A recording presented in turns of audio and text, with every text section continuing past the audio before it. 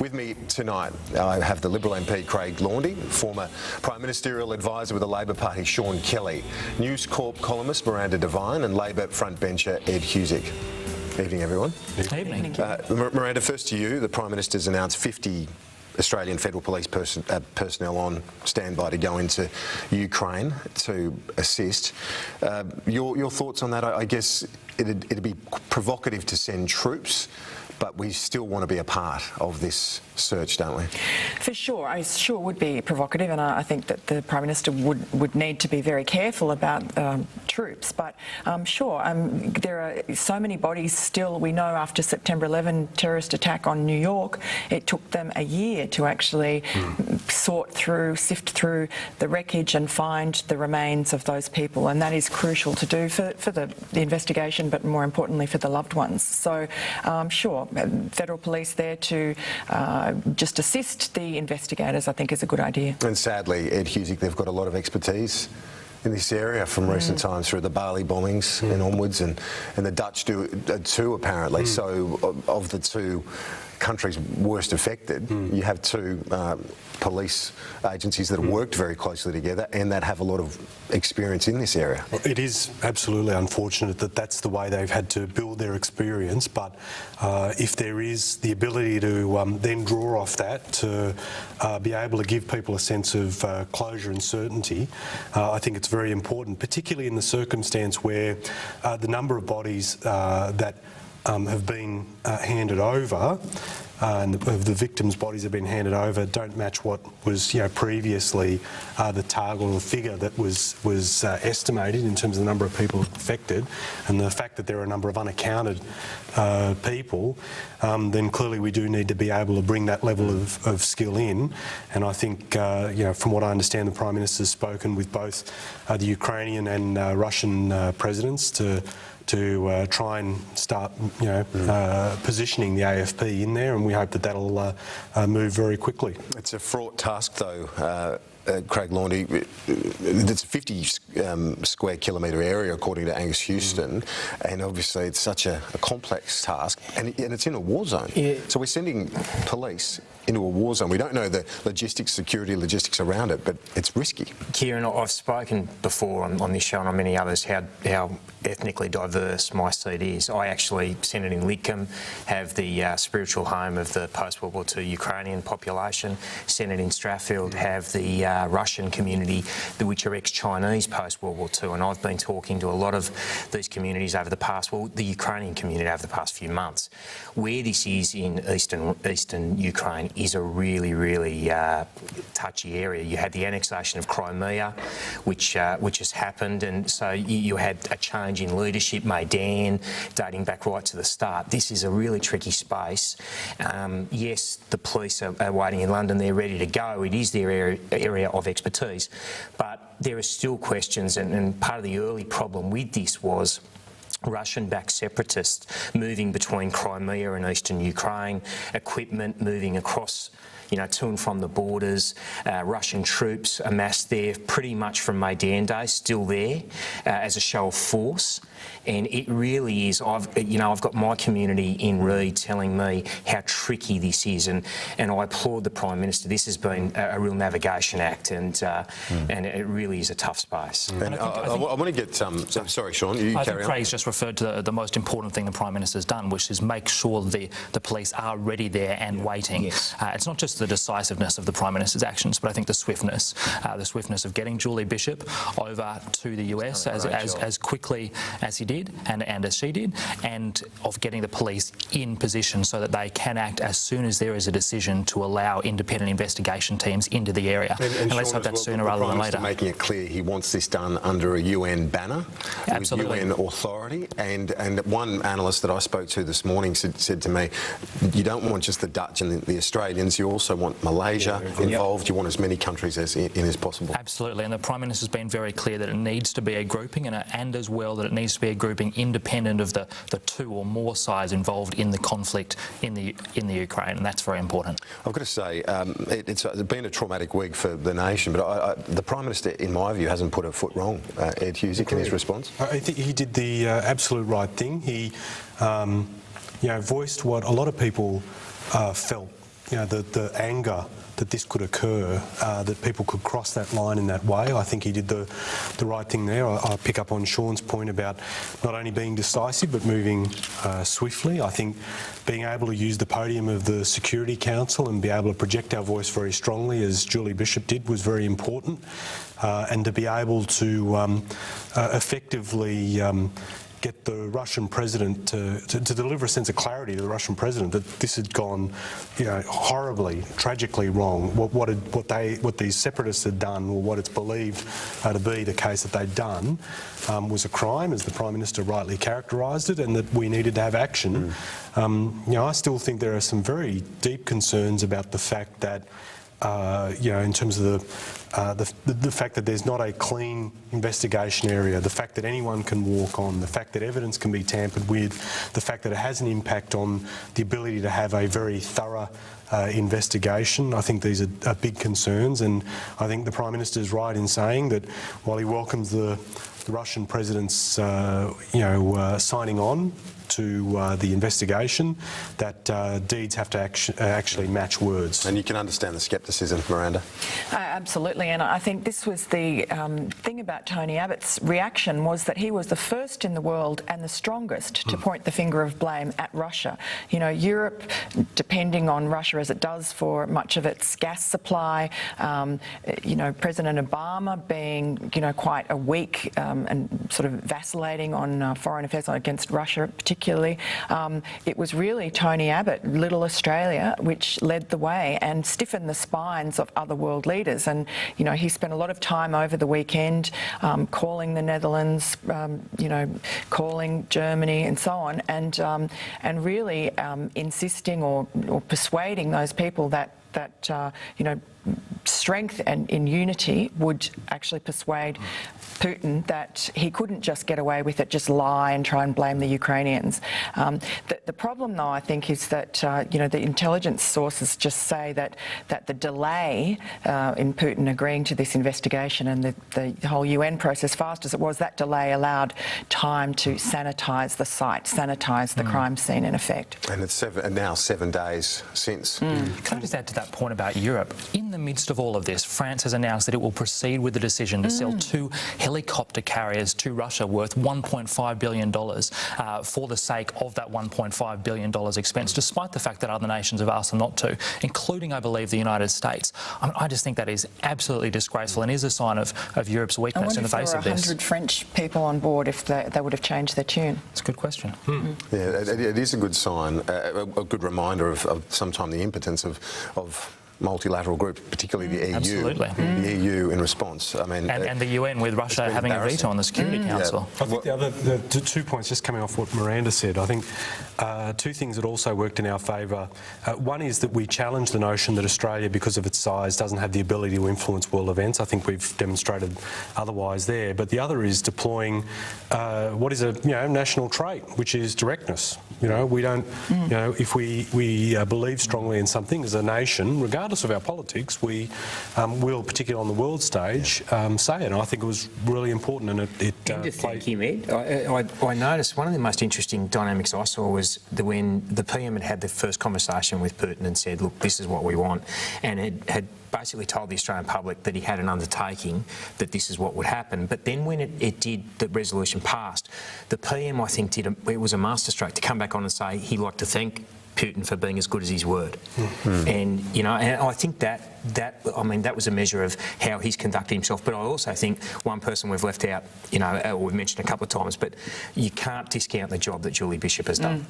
Over there in the UN, it has been by her taking the lead on this, and with old Australia, as you say. It takes the big players, the animosity of the big players out of it, and she's just navigated a course. 100%. And at the UN, that contribution she gave at the Security Council was I think hitting the tone. It was forceful. And very, very impressive. You're right about that. And it's good to see at a tragic time that we're of a view that our leadership's represented us to that quality, I think. The other thing we should mention as well, 200 Australian personnel, boots on the ground, so to speak, Department of Foreign Affairs people, others who are also mobilised, who are also engaged in trying to bring some justice, although people will never, as the Prime Minister said today, then loss is never replaced, but some sort of closure. Just imagine, put yourself in the family's positions. I mean, that's the part that, how often, my wife's overseas at the moment. She hops on a plane, you're 2 hours into a flight, you've had your meal, you're watching, got your headphones on, you're having a snooze, whatever, and bang, gone. Well, that's the terrifying thing, I think, also about, in the long story. I mean, there were 3 other passenger jets flying over eastern Ukraine at the same time as MH17 was shot down. A couple of Singapore Air flights. Ukraine, a number of their own Ukrainian military planes had been shot down or shot at in the previous days. So why did Ukraine not inform the international aviation authorities? If they did, why did those authorities not then warn the airlines? But the airlines must have known enough, because Qantas had decided not to fly over that area. It was indiscriminate, as you say, but on that personal level, though, what Craig was saying this morning, reading that statement from the family, the Maslin family, and as you know, I do the breakfast news, the first edition on Sky, and seeing it every half hour was really, it's such a powerful statement. And your heart broke for that parent. I think, as we discussed yesterday on AM Agenda, the fact that people would have related and put themselves into that position, had a pretty powerful impact too. But I just think, as a nation as well, even if, as I indicated yesterday, Grace had spared us, and we didn't have Australians on that flight, we would still feel for those passengers. It's just inconceivable that combatants could cross that line and be able to fire on that on a passenger airline. And no contrition. This is the other thing too. There's been no contrition for the loss of human life, which makes it even harder. And it was pretty tough to watch too in the memorial services, particularly the ones that were held in Victoria yesterday. Young kids who had known some of the other children who'd been on that flight, who'd obviously been moved. You just feel for people in the pain they're going through. God go I. And I think, coming to your point too quickly, Kieran, not just this issue in terms of pursuit of justice, but the fact that we have Australian consular staff that are trying to help in the grieving process and help families as well is really critical. So the fact that, as a nation, we bond together to try and help others who are feeling that pain is really it is a good thing. Absolutely. I want to look at that thing, that issue of pursuit of justice. That is going to be very difficult, Craig Laundy, to try and, even when the culprits are found, and the US intelligence is pretty definitive now from what we can gather, that it was a Buk missile from the Russian separatists. They'd have monitoring that would know that. But then how do you hold the culprits to account? I thought that the most interesting part was, and you mentioned President Obama's reaction, it was sort of as it happened. I found Joe Biden's comments very interesting, because he was actually at a function, at a dinner. I don't know if you caught up with those, but he went further straight off the bat. He pretty much gave the game away, if you like, insofar as they've moved a lot of satellite technology over the zone, because it's obviously one they've been watching. And I think you'll find that they have a very good idea, through the US this is, of what went on. And I heard Ed, earlier say sanitise the site. I heard a fascinating guy interviewed on Radio National a couple of days ago, a crash investigator, and he said this isn't like your normal crash investigation. He said because he believes that the cause is pretty much known. They just need to find traces of the explosive. And he ran through how this works, and I found it absolutely fascinating. And as much, my great hope, as much as they do have attempted to sanitise the scene, and I think the black boxes will be very interesting, and they've handed them over, the flight recorders. I can't help but think that there's a bit more to play out on the surveillance side of this equation. And I found Joe Biden's comments, and notice we haven't heard from him since. It was a sort of after dinner speech, off the cuff, and then they've been very quiet. Well, I think that's right. I agree. Well, Sean, Prime Minister came, further to what Craig's saying, was very forceful and definitive early on, but it did follow briefings from the intelligence agencies. From what we understand, there was a National Security Committee of Cabinet meeting, and so the PM was obviously aware of some of that intelligence when he came out so strongly. The sequence of events seems to be Julie Bishop being briefed in the US by, I think, the CIA and the Director of National Intelligence, then talking to the Prime Minister, and the Prime Minister giving that very strongly worded press conference on the back of that intelligence. So it sounds like he was very well informed. On your question of holding people to account, Kieran, this is incredibly complex. If some of the blame ends up being sheeted home to Russia, as it seems it will be, at least indirectly, Russia is only minorly, if at all, bound by either the International Court of Justice or the International Criminal Court. There is a third option, which is interesting. In the case of the Lockerbie bombing, the culprits for that were eventually tried in a third-party nation hosting what was a de facto Scottish court. So it would be interesting to see if something like that occurred down the track, but that only occurred in the aftermath of sanctions. And so far, we haven't seen sanctions be very effective against Russia, partly, again, because of Europe's refusal to impose them. There is concern, some reports that have been coming out, that particularly amongst business leaders within Russia who won't speak on the record because they're worried about retribution, are very concerned in actual fact that it's impacted on where they're listed, their ability to maintain their share price and their ability to access other finance. And Russia, being largely dependent on resources and not having a diversified economy, these sanctions, over time, will hurt. The question is, how much time are you prepared to tolerate? So there's actually I think there's a bit to run on that issue. I think there's a genuine. I can understand the concern about the impact of sanctions, but clearly that from what I've read, is starting to have a bit of bite.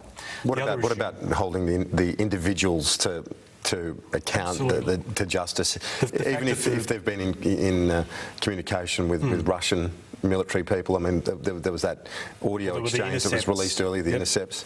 There's the intercepts, and the other thing, just on the tampering with evidence, that has been really concerning. A number of things. One, the reports that parts of the body of the aircraft had actually been sawn, cut into, which is just clearly how can you tamper with that evidence in that way? The fact that things like mobile phones had been removed from the site, and some of the obviously potentially being resold, but the issue is the data being wiped, and you don't know what data might have been on there. There's some conjecture about whether or not people would have, and I heard another forensic expert actually had been involved in Bali, post-Bali, saying that at that time, at that height, or that altitude, that when the impact occurred, that people may not have necessarily been aware of what was going on.